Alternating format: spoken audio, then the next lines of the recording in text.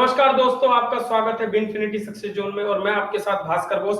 और इस समय हम इतिहास के बारे में चर्चा कर रहे थे। उस चर्चा को आगे बढ़ाएंगे। जैसा कि मैंने आपको पिछली वीडियो में बताया था कि दिल थाम के बैठिए। आपको इतिहास को छोटी से छोटी चीज लेके, छोटी से छोटी वस्तु से बड़ी जो मतलब इसका व्याख्या है वो सब हम करवाएंगे। और दूसरी बात ये है कि आप ये मत सोचिएगा, कई बार लोग ये सोच बैठते हैं कि भाई इतिहास को कैसे पढ़ें, कैसे समझें, ठीक है। पर मैं आपको बता देता हूं, आप अपने आप को श्रिंक या गरीब मत समझिए। ध्यान रखिए, अगर आप गरीब समझते हैं या आप अपने आप को ऐसा सर्वहारा समझते हैं तो ये मत समझिए, क्योंकि गरीब और सर्वहारा के वजह से मैं आपको एक बात और बता देता हूं। गरीब और सर्वहारा के वजह से, ठीक है, बहुत सारे देश बन गए। गरीब और सर्वहाराओं के वजह से ही बहुत सारे देश बनने के बाद बहुत सारे युद्धों की उत्पत्तियां हुई और बहुत सारे रेवोल्यूशन हुए, बहुत सारी क्रांतियां हुई। तो आप अपने आप को गरीब मत समझिए। एक बात और मैं आपको बता देता हूं कि जितने लोग अपने आप को समझेंगे कि भाई हमें इतिहास नहीं समझ में आता, उनको हमारी वीडियो देखने के बाद मुझे ये 100% ये ज्ञात है कि उनको इतिहास समझ में आ जाएगा। ध्यान रखिएगा। अब यहाँ पे मैं आपको बता देता हूं कि इतिहास को कैसे हमने कैसे करी थी इतिहास के बारे में। अब हम क्या समझाना चाहते हैं वो देखिए यहाँ पे। तो यहाँ पे इतिहास है, ठीक है। वैदिक साहित्य को दो साहित्यों में बांटा गया है, एक वैदिक साहित्य और एक वैदिकोत्तर साहित्य। इसमें अगर हम बात करते हैं कि भाई कितने वेद हैं, हमारे कितने वेद हैं, तो ध्यान रखना है रशिया रसिया यानी ऋग्वेद, सामवेद, यजुर्वेद और अथर्ववेद, ठीक है। ऋग्वेद सबसे बड़ा वेद है, सामवेद, यजुर्वेद मैंने सीक्वेंस में लगा रखे हैं ये वेद, ठीक है। आपको दिक्कत नहीं होगी। ऋग्वेद, सामवेद, यजुर्वेद और अथर्ववेद। उसके बाद आपको वेदों को समझने के लिए 6 वेदांगों की रचना की गई है। वेदों को समझने के लिए वेदांग पढ़े जाते हैं, वेदांगों की रचना की गई है, ठीक है। इसमें आपको बता देते हैं, ठीक है, जैसे मैं आपको बता देता हूं 6 वेदांग जो होते हैं ये है शिक्षा, कल्प, व्याकरण, ज्योतिष, निरुक्त और छंद, ठीक है। ये 6 जो है वेदांग है, ठीक है। और कल्पों को कल्प सूत्र में बांटा गया, 3 कल्प सूत्रों में बांटा गया है, श्रोत सूत्र, ब्रह्म सूत्र और धर्म सूत्र।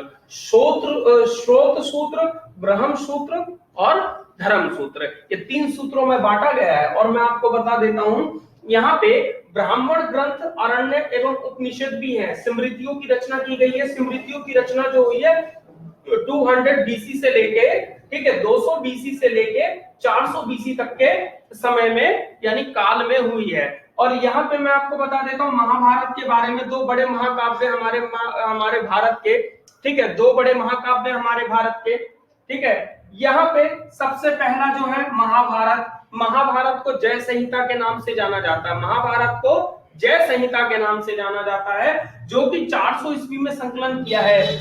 400 ईस्वी में संकलन किया गया है और ये संकलन वेद व्यास जी के समय हुआ था। वेद व्यास जी ने किया था इसका संकलन, और रामायण को वाल्मीकि जी ने इसको संकलन किया है, ठीक है। और महाभारत का युद्ध जो है इतिहासकार लगभग 900 यानी क्या है ये 900 बीसी में बताते हैं कि 900 बीसी में महाभारत का युद्ध हुआ होगा। मतलब इनका आकलन है, ठीक है, 900 बीसी तक का इनका आकलन है कि महाभारत का युद्ध है वो। और मैं आज आपको एक बात और बता देता हूं, आपको आश्चर्य होगा, आप लोगों को आश्चर्य होगा कि भारत के कितने नाम हैं। तो आपको मैं बताता हूं, इस समय भारत के कई नाम बताने जा रहा हूं, ठीक है। शायद आपको सुन के अचंबा होगा, आश्चर्यचकित हो सकते हैं आप लोग, तो दिल थाम के बैठिए यहाँ पे, ठीक है। जैसे भारत का पहला नाम है अजनाब खंड, ठीक है। इसका वर्णन जो है आपको भागवत गीता वगैरह में भी मिलेगी, ठीक है। दूसरा है इसका नाम हिंदू कुश, क्योंकि भारत के चारों ओर हिंदू कुश की पहाड़ी थी। और उस समय मैं आपको बताता रहूंगा कब कौन आए, कैसे इसका नाम पड़ा।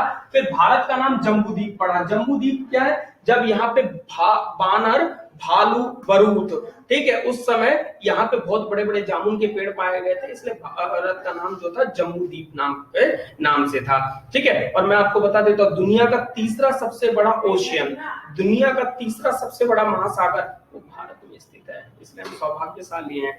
भारत में क्या है, भारत में दुनिया का तीसरा जो सबसे बड़ा ओशियन है हिंद महासागर, वो क्या है कि भारत में स्थित है। और यहीं से हम लोग ट्रांसपोर्टेशन करते हैं, यानी विदेशों में अफ्रीका हो गए, ठीक है, अफ्रीका में ट्रांसपोर्टेशन करते हैं। मैं आपको एक खास बात और बता देता हूँ, कई बार अफ्रीकन लोग जो होते हैं, अफ्रीका जो है भारत से बहुत ज्यादा नजदीक में है। आपको बता देता हूँ भारत में एक गांव जो है गुजरात में पड़ता है, वो पूरा का पूरा वहां पे अफ्रीकन लोग बसे पड़े हैं, मूल निवासी हो गए वहां के, ठीक है। और कई बार तो अफ्रीका ये भी बोलता है कि हमारे कुछ जो लेपर्ड है यानी चीता जो है वो तुम्हारी कंट्री में घुस गया, हमें वापस दे दो, कई बार ये भी क्लेम कर चुका है, ठीक है। बहुत बारीकी से मैं आपको बताऊंगा। उसके बाद आपके जम्बूद्वीप आ गया, ठीक है। यहां पे मैं आपको मनुष्य की शुरुआत बता देता हूं। मनुष्य की जो शुरुआत हुई है, ठीक है, सबसे पहला जो मनुष्य पाया गया, मानव पाया गया, वो ऑस्ट्रालोपिथेकस नामक मानव पाया गया है, ठीक है। यानी ऑस्ट्रल का मतलब होता है दक्षिणी और पिथिकस का मतलब होता है कपी, कपी जैसा, कपी यानी बानर जैसा, ठीक है, जिसका मुंह आगे से क्या हो और आगे से निकला हुआ हो और पीछे से 370 डिग्री जो उसका है ये माथा घुमा हुआ। उसके बाद मैं आपको बता देता हूं, उसी को हमारे भारतीय लोग रामापिथिकस के नाम से जानते हैं, उसी को भारतीय लोग रामापिथिकस के नाम से जानते हैं। फिर उसके बाद फिर जो पाया गया क्रोमैग्नन पाया गया, फिर उसके बाद होमो इरेक्टस पाया गया। होमो इरेक्टस जो था वो सीधे पैरों पे खड़ा होकर चलने वाला मानव था, क्योंकि पहले जो मानव जो अपने मतलब हाथों का यूज करते थे चलने के लिए, इसलिए उनके हाथ पड़े होते थे पैरों के मतलब समरूप। उसके बाद क्या है, होमो हेबिलियस पाए गए, ठीक है। होमो हेबिलियस जो थे वो क्या थे, वो बर्तन वगैरह बनाना जानते थे, औजारों का यूज करना जान गए। अब वो जान गए कि भैया हमें क्या है मांस भक्षी नहीं होना, हमें पशुओं को खा ही नहीं लेना, हमें क्या है पशुओं की ब्रीड बढ़ानी है, और हम जगह जगह खाना बदोश बन के नहीं घूम सकते, और हमें क्या है, हमें लगातार निरंतर क्या है एक जगह रुक के कृषि वगैरह करते रहना है। फिर उसके बाद होमोनिड आ गए, होमोनाइड आ गए, स्तनपायी थी इसमें, ठीक है, एक मादा एक नर। धीरे धीरे ये अपने परिवार को समझने लग गए, या अगर परिवार रहेगा तो ये वंश आगे बढ़ेगा, ठीक है। जब मैं आपको थोड़ा इसको विस्तार से बताऊंगा तो मैं बहुत अच्छे से इसको विस्तार से व्याख्या कर दूंगा, ठीक है। फिर उसके बाद हम जो है फिर होमोसेपियंस आ गए। होमोसेपियंस के बाद फिर हम जो है वो अत्याधुनिक मानव है, ठीक है। इसमें अत्याधुनिक मानव है, यानी हम लोग अब टेक्नोलॉजी से भरपूर है, ठीक है, टेक्नोलॉजी से भरपूर है, कोई सारी चीजें हैं। तो धीरे धीरे जैसे जैसे हम लोग बढ़ते चले जा रहे हैं, जैसे जैसे हम बढ़ते चले जा रहे हैं वैसे, तो ये जो हिंदू है, हिंदू कुश, ठीक है, जब यहाँ पे यूनानी आ गए तो इसी को ये लोग यूनानी लोग जो है इसी को क्या बोलने लग गए। अब इनको तो क्या है कि यूनानी लोगों को क्या है कि हिंदू बोलना नहीं आता, तो इन्होंने क्या किया, इसी को क्या बोल दिया, इंडो बोल दिया, ठीक है, इंडो। और जब इंडो बोला, इंडो बोलने के साथ ही यहाँ पे जो सिंधु नदी थी, इस नदी को ये इंडो नदी नाम से भी जानते थे, सिंडस वैली सिविलाइजेशन, ठीक है, ये इंडो वैली सिविलाइजेशन यानी सिंधु घाटी सभ्यता के नाम से जाना जाता है। जब विस्तार से और भी चर्चा करूंगा हड़प्पा काल में तो मैं इसको विस्तार से ही बताऊंगा आपको, ठीक है, पर थोड़ा बहुत ये समझ लीजिए। तो ये लोग यूनानी लोग इसको हिंदू नहीं बोल सकते थे। फिर जब यहाँ पे मुगल आ गए, मुगल कहां से आए थे मैं आपको बता देता हूँ, मुगल जो थे अरब से आए थे, ठीक है, अरब से ही मुगल आए थे। तो अरब से जब मुगल आए तो अरबियों ने इसका नाम जो रख दिया हिंदुस्तान, ठीक है, यानी जहां पे एक ऐसी क्या है कि जैसे हम लोग मतलब वो जानते थे कि यहाँ पे सारे ही हिंदू है, हिंदू नाम का ऐसा कुछ नहीं था क्योंकि हम लोग सनातन थे, ठीक है। फिर इन्होंने ही नाम दिया था हिंदुस्तान, ठीक है, जहां पे मतलब इंडो लोग जहां पे रहते हैं, ठीक है, इंडो नहीं बोल पाए तो इन्होंने हिंदू शब्द का प्रयोग किया, ठीक है। फिर उसके बाद भारत में फ्रांसीसी आ गए, पुर्तगालीज आ गए, डच आ गए, डेनिश आ गए, ठीक है, फ्रांसीसी आए, पुर्तगाली आए, डच आए, डेनिशियन आए, ब्रिटिशर्स आए, ये जितने भी लोग आए ये जितने भी लोग आए और इन्होंने समय के अनुरूप क्या है इसको बदलते रहे। जब ब्रिटिशर्स आ गए तो इसका नाम क्या पड़ गया, इंडिया पड़ गया, इसका नाम इंडिया पड़ गया। फिर उसके बाद जब हमारा देश आजाद हो गया तो हमने उस नाम को हटा दिया और उसको संवैधानिक रूप से भारत कर दिया। अभी आप हर जगह देखिएगा, ठीक है, गवर्नमेंट ऑफ, तो इंग्लिश में गवर्नमेंट ऑफ इंडिया चलता है, वैसे भारत सरकार ज्यादातर यूज करते हैं, ठीक है, हर चीज में भारत यूज करते हैं, ठीक है। जैसे जो कोवैक्सीन बना रहे भारत बायोटेक, ठीक है, उदाहरण के लिए मैं आपको बता देता हूं। तो यहाँ पे ये जो सिस्टम है ये प्रथा ऐसे चलती आई। जैसा कि मैंने आपको बताया था हमारे जो पुराण है 8 पुराण है, 18 पुराण है टोटल, ठीक है, टोटल जो हमारे जो पुराण है वो 18 है। सबसे पुराण जो प्राचीन पुराण जो है वो मत्स्य पुराण है, ठीक है। भगवान विष्णु के सबसे अनेकों सहस्त्र रूप माने जाते हैं, ठीक है। जैसे मैं आपको बता देता हूँ, शांतकारं भुजंग शयनम पद्मनाभं सुरेशम विश्वधारम मेघवर्णम शुभांगम लक्ष्मीकांतम कमल नयनम योगी ध्यानगम्यं वंदे विष्णु भव भवारम वै सर्वलोकैकनाथम हे रामा पुरुषोत्तमा नर हरे नारायण केशवा गोविंदा हरे गुण निधि माधवा। यानी इतने नाम, ठीक है। शायद आप लोगों को समझ में भी ना आए, पर मैं आपको बता देता हूँ, आपको हिंदी में ही बताता हूँ आपको, ठीक है। जैसे पुराण में सबसे जो प्राचीन पुराण है वो मत्स्य पुराण है। जब भगवान विष्णु ने, ठीक है, मत्स्य रूप धारण किया था, ठीक है, फिर उसके बाद भगवान विष्णु का कच्छप अवतार, ठीक है, उसमें कच्छप अवतार, उसके बाद कच्छप मतलब कछुए का अवतार लिया। जब आपको याद होगा जब होला हल विष निकल रहा था समुद्र मंथन से, ठीक है, तो उस समय मतलब क्या है कि विष भी निकला और कई देवी देवता भी निकले थे, जिसमें धेनु भी निकली थी, ठीक है। मतलब टीवी में ज्यादातर ये सब दिखाया जाता है और थोड़ा ग्रंथों वगैरह में भी है इस चीज का जिक्र, ठीक है। और फिर उसके बाद भगवान का वराह अवतार, फिर उसके बाद भगवान का जो था मोहिनी अवतार, फिर उसके बाद भगवान का जो था नरसिंह अवतार, फिर वामन अवतार, ठीक है। ऐसे बहुत, और बताते हैं कि 9वां अवतार जो है वो भगवान बुद्ध का ही अवतार माना जाता है। भगवान विष्णु का 9वां अवतार जो है, क्योंकि जो बुद्ध जो थे वो पहले जो हिंदू धर्म से ही थे, समझे आप। तो इसमें क्या है, भगवान का जो 9वां अवतार जो है वो बुद्ध का बताया जाता है। मैं इसको भी विस्तार से चर्चा करूंगा जब बौद्ध साहित्य आपको पढ़ाऊंगा, ठीक है, जैन साहित्य और बौद्ध साहित्य जब मैं आपको विस्तार से पढ़ाऊंगा तो उस समय मैं आपको बताऊंगा, ठीक है। तो यहाँ पे बौद्ध ग्रंथ में 16 महाजनपदों के बारे में वर्णन है, ठीक है। अगर इतिहास पढ़िएगा, इतिहास के कहीं वर्णन नहीं है, सिर्फ बौद्ध ग्रंथों में 16 महाजनपद, और 16 महाजनपदों की राजधानी भी आपको बताएंगे, ठीक है। वज्जी, मगध, कौशल, अवंती, मल, कंबोज,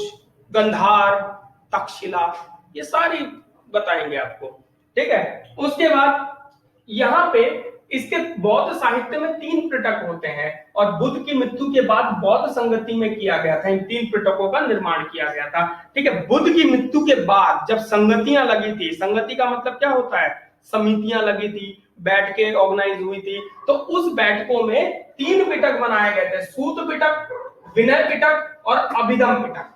सूत पिटक, विनय पिटक और अभिधम पिटक, ठीक है। सूत पिटक में क्या था, विचार और वचन थे, बुद्ध के विचार और वचन थे, ठीक है। उसके बाद विनय पिटक में नियम और कानून थे कि भाई अगर बौद्ध धर्म में कोई आना चाहे तो उसके क्या नियम कानून है, ठीक है। बौद्ध धर्म को अवलंबन करना चाहे तो उसके क्या नियम कानून है, rule and regulation, code of conduct, rule and regulation, code of conduct, ठीक है। अभिधम पिटक में बौद्ध मतों का दार्शनिक विचार है। देखिए, एक दार्शनिक क्या होता है, दार्शनिक का तात्पर्य एक फिलोसोफर से है।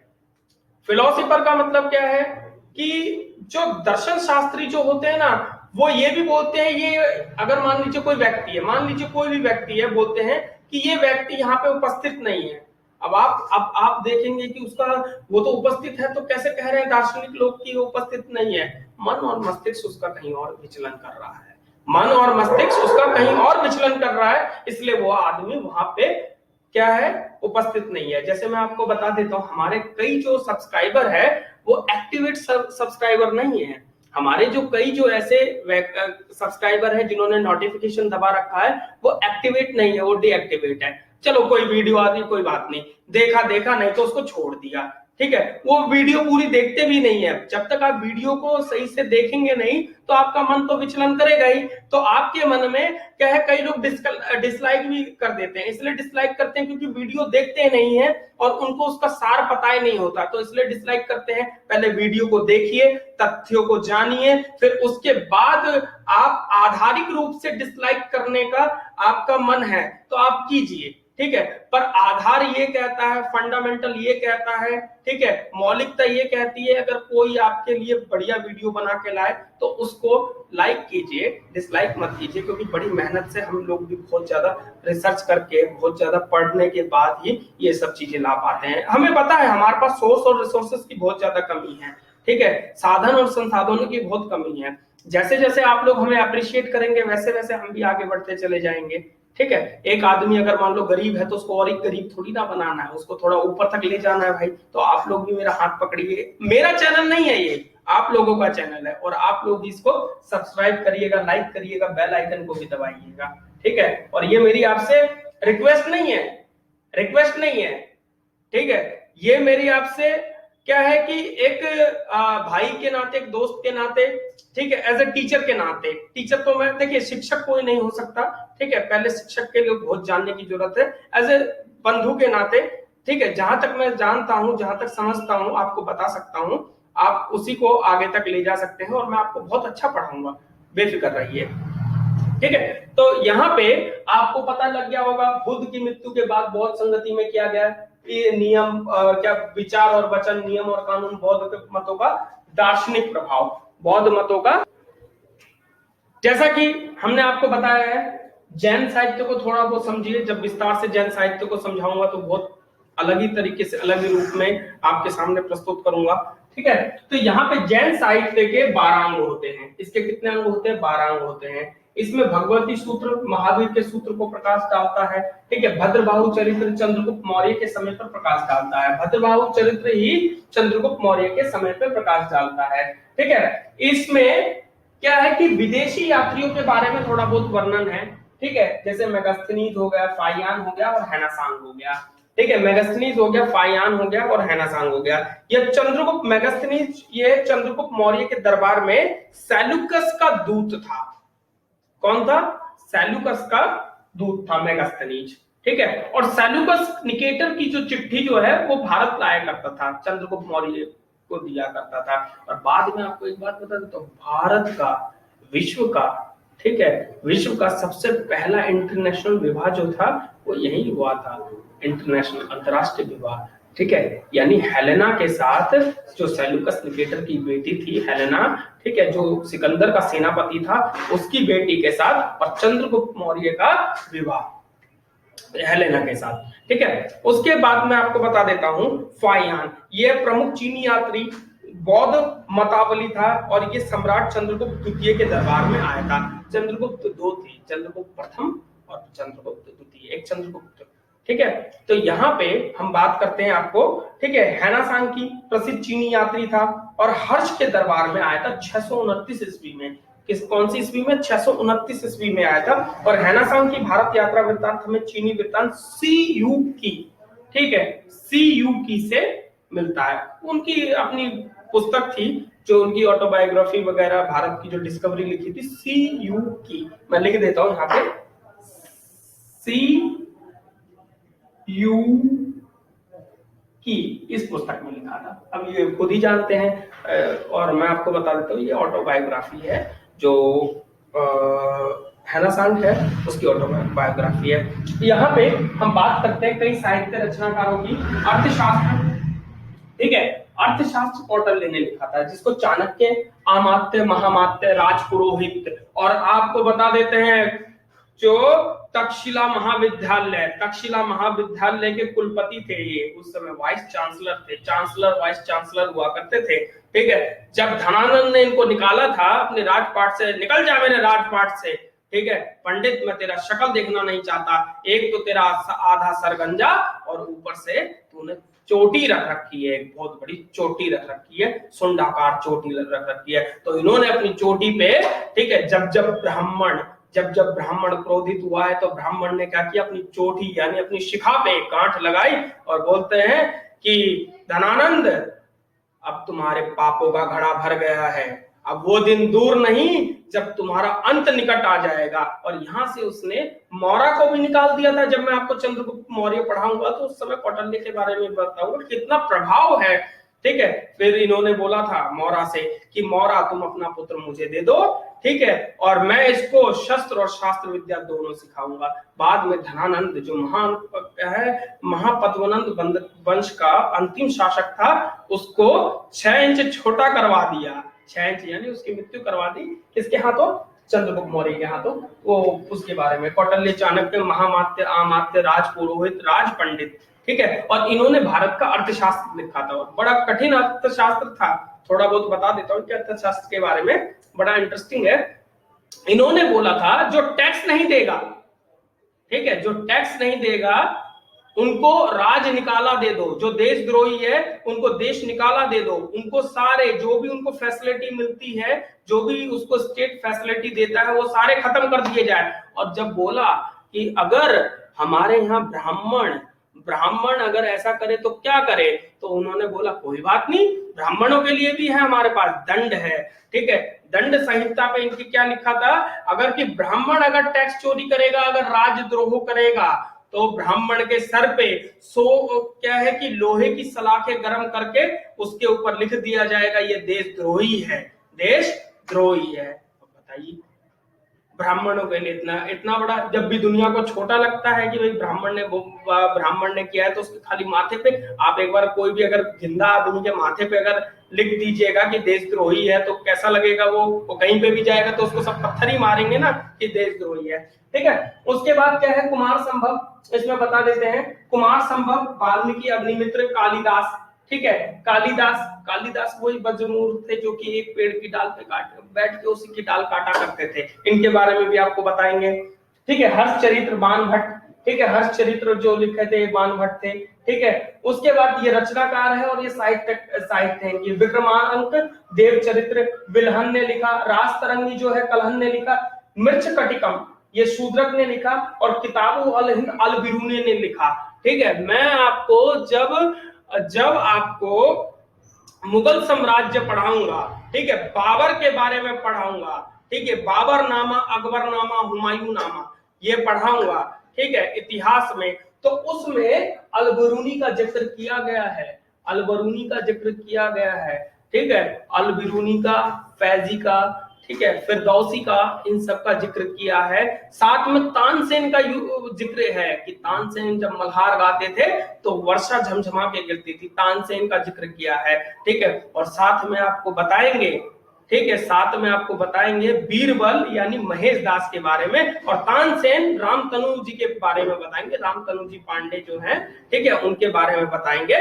तो आप हमारी इस वीडियो को ज्यादा से ज्यादा लाइक करिए, ज्यादा से ज्यादा शेयर करिए, और ज्यादा से ज्यादा बेल आइकन को दबाएं, सब्सक्राइब करें इसको, ठीक है, ताकि हम और भी ज्यादा एक्साइटेड हो जाए और भी अच्छी से अच्छी वीडियो बना सके। आपका प्यार अब हमें धीरे धीरे आगे बढ़ा रहा है, और हमारे जो साधन संसाधनों की कमी है ये तो मैं खुद स्वीकार करता हूँ, ठीक है। आने वाले समय में साधन और संसाधन बढ़ जाएंगे, और कई बार ऐसा होता है कि ज्यादा साधन संसाधनों की मतलब अच्छे पढ़ने वालों को ज्यादा साधन और संसाधनों की जरूरत नहीं पड़ती, क्योंकि क्या है कि साधन और संसाधन में भी क्या होता है, कई बार ऐसा होता है एसी की हवा लेके अगर पढ़ते हैं तो दिमाग जो होता है भ्रष्ट हो जाता है, ठीक है। इसलिए क्या है कि धीरे धीरे अगर परिवर्तन होगा, एक साथ अगर परिवर्तन हो गया तो दिक्कत हो जाएगी, धीरे धीरे परिवर्तन होगा तो वो ठीक रहेगा। उस परिवर्तन को हम अडॉप्ट कर लेंगे, हम क्या है उसको समाहित कर लेंगे अपने शरीर में। तो आपको अगली वीडियो में मिलते हैं। जय हिंद, जय भारत, नमस्कार।